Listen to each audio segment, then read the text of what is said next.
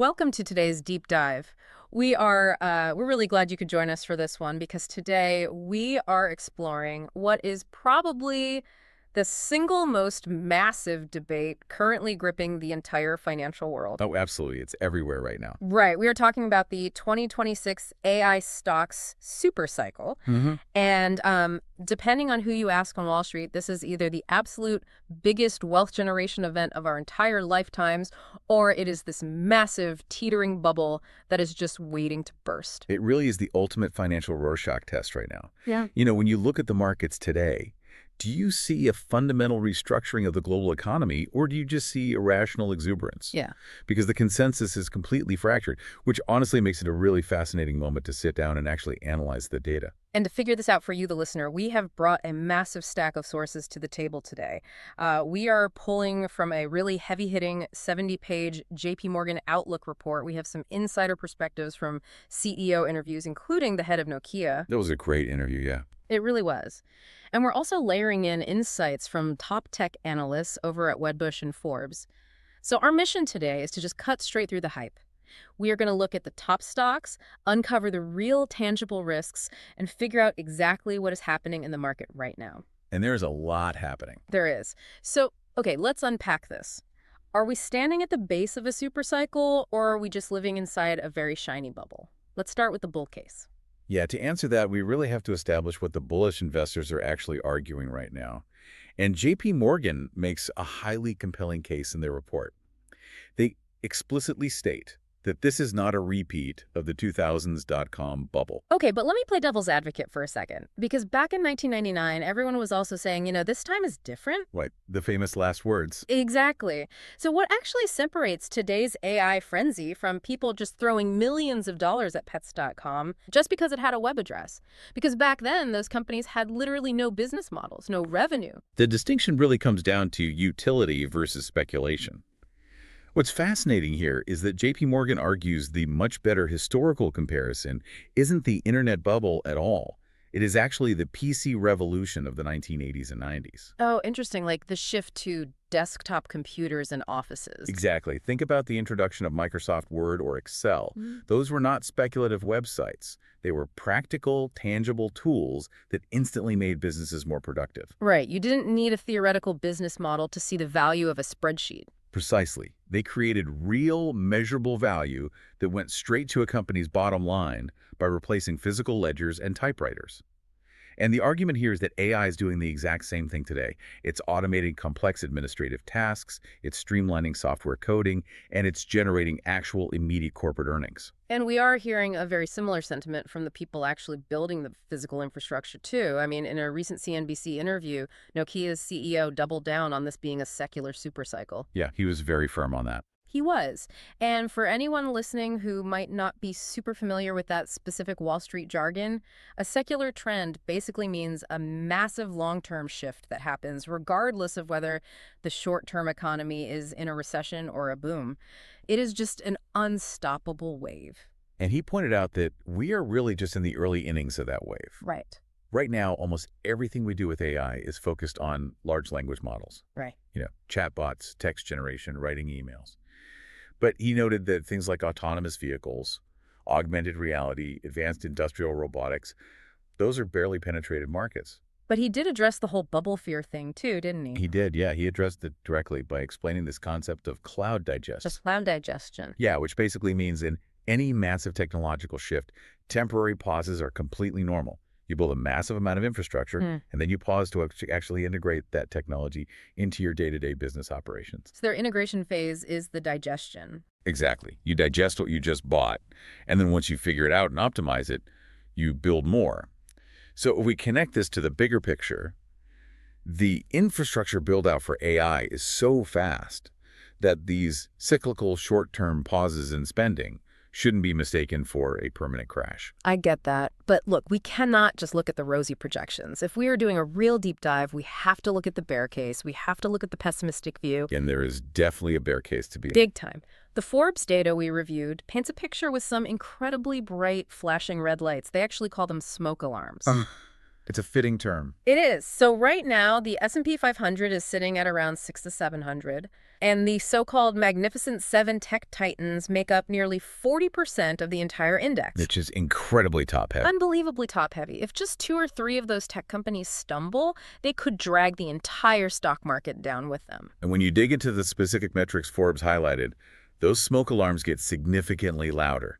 Take the Cave-Shiller ratio, for example. Hold on. For those of us not staring at Bloomberg terminals all day, let's translate that.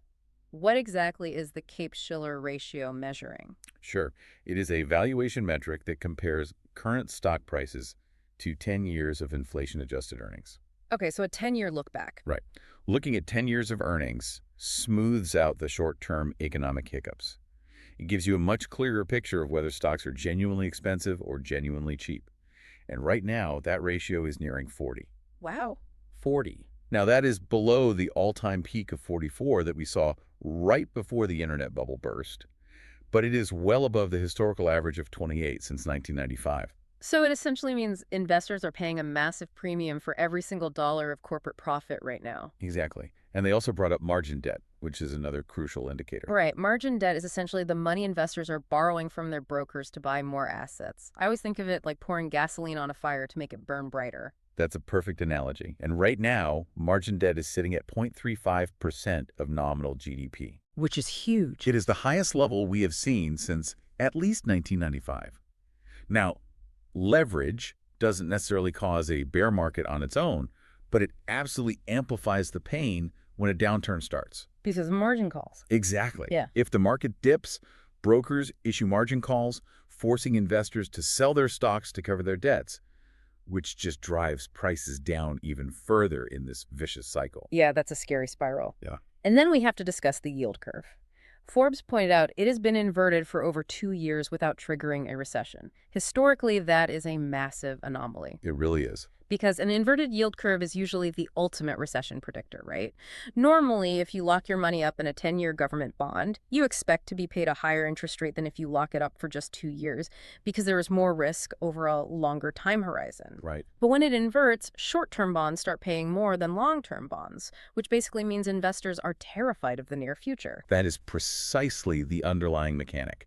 But Deutsche Bank published a really fascinating theory on why the recession hasn't hit yet, despite that inversion. Oh, right. This blew my mind. Yeah, they claim the only reason the U.S. economy hasn't slipped into a severe downturn is because massive AI infrastructure spending is single-handedly propping up the entire gross domestic product. That is wild to think about. One single sector acting as the load-bearing pillar for the entire U.S. economy. And honestly, that leads to what I think is the most terrifying psychological risk in our sources today. The analyst consensus. Yes. Forbes noted that right now, 21 out of 21 major Wall Street strategists are currently bullish on the market. Every single one of them expects it to go up. That level of consensus is a systemic risk in itself. Definitely. As the old saying goes, when everyone is standing on the exact same side of the boat, even a tiny, unexpected wave can capsize it.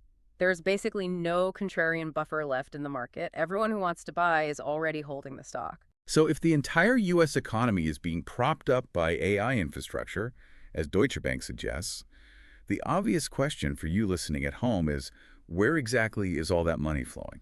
And here's where it gets really interesting. Because when you think of AI, you immediately think of Nvidia. They are the poster child. They are the ones making the actual chips. Right. But surprisingly, Nvidia's stock has been relatively flat over the last 6 months. I mean, they are up massively over the long term, obviously, but lately they've completely stalled. It is a necessary market recalibration. Let's remember, a few months ago, Nvidia was trading at roughly 60 times its forward earnings. Which is astronomical. It is. But today, that multiple has actually dropped to a forward PE of about 27. Let's break down forward PE really quickly for everyone. Price to earnings. It basically means how much you, the investor, are willing to pay today for $1 of the company's expected profit over the next year. Right. So paying $60 for $1 of future profit is sky-high expectations. Paying $27 is much more grounded. It gives the stock some much-needed breathing room. The market is essentially waiting to see if corporate growth can actually justify the previous hype. But the catalyst that could reignite Nvidia's run is their upcoming Vera Rubin superchip platform. The Vera Rubin architecture, yes. They are claiming this new hardware will deliver a 10x reduction in inference token costs compared to what they have right now. Okay, inference token costs. That sounds like something straight out of a sci-fi novel. Let's put that in plain English. Yeah. When you ask ChatGPT to write an email for you, every single word it spits out is considered a token. Exactly. And it takes an immense amount of computing power to generate or infer those words. You can think of it like paying a microscopic toll fee for every word the AI thinks up. And Nvidia is claiming their new chip cuts that toll fee by 90%. Which is massive. It is. If they can deliver that, it changes the fundamental economics of the entire AI industry. It dramatically lowers the barrier to entry for smaller companies to build AI tools. But we have to impartially examine the risks here too. For Nvidia, the biggest hurdle isn't technological right now, it is geopolitical. Ah, yes, the US and China dynamic. Right. We are seeing major ongoing friction between the two. The U.S. has imposed tariffs and export bans on Nvidia's highly advanced chips, like the H200. And just reporting objectively on the trade situation here. On the flip side, Beijing has actively instructed domestic Chinese companies not to buy U.S. tech unless it is absolutely necessary. So neither Washington nor Beijing is making this easy for them. Not at all. And if the Chinese market gets fully cut off, that is a massive chunk of global revenue suddenly wiped from Nvidia's balance sheet. It's a highly complex geopolitical tightrope.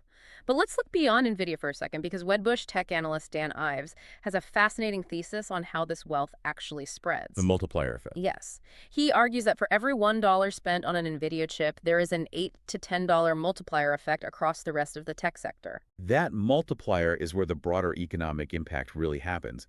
Nvidia is selling the picks and shovels, but other companies are using those tools to mine the gold. So let's trace how that multiplier actually works in practice, because Wedbush highlights some massive beneficiaries. First, you have Microsoft.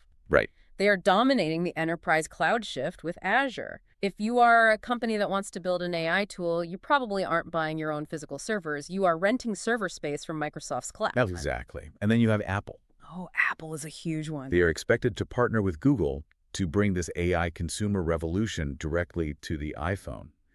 And honestly, the power of the Apple ecosystem is completely unmatched. It really is. We all know that deep existential dread of texting someone and seeing a green bubble pop up instead of a blue one. Yeah, they have consumers completely locked in. So when Apple finally deploys a truly smart native AI, it goes into billions of pockets instantly without requiring users to change their habits at all. And we also cannot ignore Tesla in this multiplier effect. No, absolutely not. The narrative around Tesla is shifting heavily away from just being an electric car manufacturer and moving toward the autonomous chapter. Wedbush estimates that if they can truly crack autonomous driving using AI neural networks and deploy their humanoid robotics, it could potentially add $1 trillion in value to the company alone.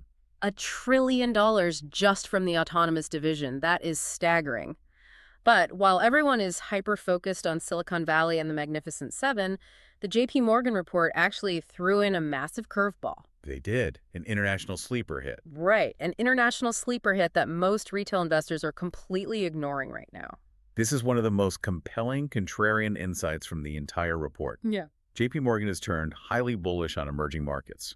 And the reason is that they are currently trading at a massive 40% discount compared to developed markets like the U.S. And specifically, they are pointing straight at South Korea. South Korea, yeah. Which is definitely not the first place the average investor thinks of when they are looking to play the AI boom. Perhaps not. But South Korea is forecasted to see a 37% jump in corporate earnings per share in 2026. 37%. Why so high? The reason is entirely physical. AI doesn't just need processors. It requires massive amounts of high bandwidth memory, or HBM chips, to store and move the data while the AI is thinking. Right. And South Korea dominates the advanced manufacturing of those specific memory chips. The AI boom isn't just a software revolution. It requires massive precision manufacturing, and South Korea is uniquely positioned as the physical bottleneck for that global demand. Which perfectly brings us to the most crucial part of this deep dive. We've talked about the software, we've talked about the multipliers, the stock picks, but what about the tangible risks and the real-world bottleneck? This is where the financial math gets genuinely scary. Let's talk about this $650 billion question. This was easily the most jaw-dropping statistic in the entire JP Morgan report. We know big tech companies are pouring hundreds of billions of dollars into building AI data centers. Right, the CapEx is insane right now. But JP Morgan did the math on what it will actually take for these companies to see a reasonable return on that massive capital expenditure. For the industry to generate just a standard 10% return on investment, AI must create $650 billion in brand new, pure profit every single year by 2030. Every single year. That Yeah. number is so large, it's almost abstract. So let me put it in perspective for you. Think about Netflix. They are a global juggernaut with roughly 300 million subscribers. To generate $650 billion in new profit, it would be the equivalent of asking every single one of those 300 million Netflix subscribers to suddenly pay an extra $180 every single month on top of what they already pay. It's incredible when you frame it like that. When you frame it like that, it sounds nearly impossible. It is a staggering hurdle. It means AI cannot just be a cool feature that writes better emails or generates funny images. It has to fundamentally revolutionize global productivity. It has to replace massive amounts of human labor or create entirely new trillion-dollar industries, or the math simply does not work out. And while the market wrestles with that monumental math problem, there's another looming risk for 2026, a massive liquidity drain. The mega IPOs. Exactly. We are looking at potential mega IPOs on the horizon. SpaceX is currently sitting at a $1.5 trillion valuation in the private markets. OpenAI has ambitions of a $1 trillion valuation if they go public. And this raises a really important question about market mechanics. If private giants like SpaceX or OpenAI go public, every major institutional fund manager in the world is going to want a piece of them. Of course. But to buy those newly issued shares, they have to free up billions of dollars in cash. Right, because they don't just have infinite piles of money sitting in a vault. They're usually fully invested. Exactly the problem. They will be forced to sell off their current stock holdings. They will have to sell their Nvidia, their Microsoft, their Apple shares just to free up the capital to buy into the new IPOs. Wow. When you have initial public offerings of this historic trillion-dollar magnitude that required massive sell-off, can drain liquidity from the system. It acts like a black hole, sucking the capital out of the broader market and dragging down overall index prices, even if the underlying tech companies are performing perfectly well. So it's a structural risk that has nothing to do with the technology itself. But there is another bottleneck that you absolutely cannot ignore, and it brings us back to what we touched on with South Korea, the physical world. The hardware reality. Yes, you cannot build a digital revolution without physical infrastructure. AI data centers don't run on hopes and dreams. They run on massive power grids, vast tracts of land, and oceans of raw materials. This is where the concept of a commodity supercycle intersects violently with the AI supercycle. Let's look specifically at copper. Okay, let's look at copper. It is the absolute lifeblood of electrification. Yeah. You need miles of it inside the data centers and thousands of miles of it to connect those data centers to the power grid. Demand for copper is projected to double by 2035 to an astounding 50 million tons globally. 50 million tons. That is an incomprehensible amount of metal. And here's the physical constraint that software developers often forget. You cannot just spin up a new copper mine in the cloud like you spin up a new software server. Right. It takes, on average, 12 to 16 years to bring a new copper mine from the initial geological discovery to actual commercial production. The physical supply simply cannot react quickly enough to meet this surging digital demand. And the plot thickens geopolitically here, too, because China has been quietly, methodically stockpiling physical assets. According to the commodity analysis we reviewed, China has built strategic reserves of over 2 million tons of copper. Which is a massive stockpile. Huge. And they aren't stopping there. They're also amassing massive reserves of physical gold, crude oil, and agricultural goods. Just reporting impartially on the trade data here, this presents a really fascinating contrast. It is a highly strategic macroeconomic move. While the Western financial markets have been hyper-focused on digital assets, software valuations, and AI capabilities, China has been quietly cornering the physical building blocks of the future economy. Right. And it creates a massive pressure point. If AI data centers in the U.S. need copper to expand and global supplies are tight because one nation is hoarding it, the cost of building that AI infrastructure skyrockets. So what does this all mean for you and your portfolio? How do two financial analysts actually look at navigating this minefield? The consensus among institutional strategists right now is to adopt what they call a barbell approach. The barbell strategy makes a lot of sense in an environment this polarized. Think of a weightlifter's barbell. On one side, you hold your high-growth, core AI and tech stocks, the Microsofts, the Apples, the semiconductor manufacturers, to capture the digital upside. Right, the digital weight. Exactly. But on the other side of the barbell, you keep roughly 20% of your portfolio anchored entirely in the physical world. So we are talking about utility companies, nuclear power providers, copper miners, heavy industrial manufacturing. Yes, it acts as a necessary structural hedge. Because if the AI supercycle continues to grow at this breakneck pace, it will inevitably drag the physical commodity sector up with it due to the sheer unavoidable demand for real-world infrastructure. You win on the digital side, but you protect yourself on the physical side. Okay, we have covered a massive amount of ground today. Let's summarize the so what for you. We are currently watching a historical technological shift that genuinely resembles the PC boom of the 1990s. The productivity gains are real, and the multiplier effects across the economy are massive. Truly unprecedented. But the market has priced this transition for absolute perfection. Between the staggering $650 billion annual profit hurdle, the potential liquidity black holes from 2026 mega IPOs, and the flashing red smoke alarms in the broader stock market, there is zero room for error.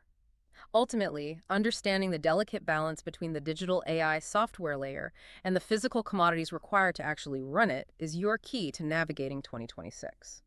And before we wrap up, I want to leave you with a final lingering question to ponder on your own. Lay it on us. We have spent this entire deep dive discussing the trillions of dollars being poured into massive data centers, the soaring demand for raw copper, and the immense strain on our power grids just to train these large language models. Right. But what if the next true breakthrough in AI isn't about building bigger data centers? What if the next evolution is a completely new, hyper-efficient software architecture that runs locally on your laptop or your phone and requires only a fraction of the power? If that happens, do the physical bottlenecks we just discussed and the trillion-dollar infrastructure bets tied to them suddenly become the biggest stranded assets in financial history? Oh, that is a wild thought to end on. A trillion-dollar technological pivot that makes all the current infrastructure obsolete. Well, that is all the time we have for today. Thank you so much for joining us on this deep dive. Stay curious, keep learning, and we will catch you next time.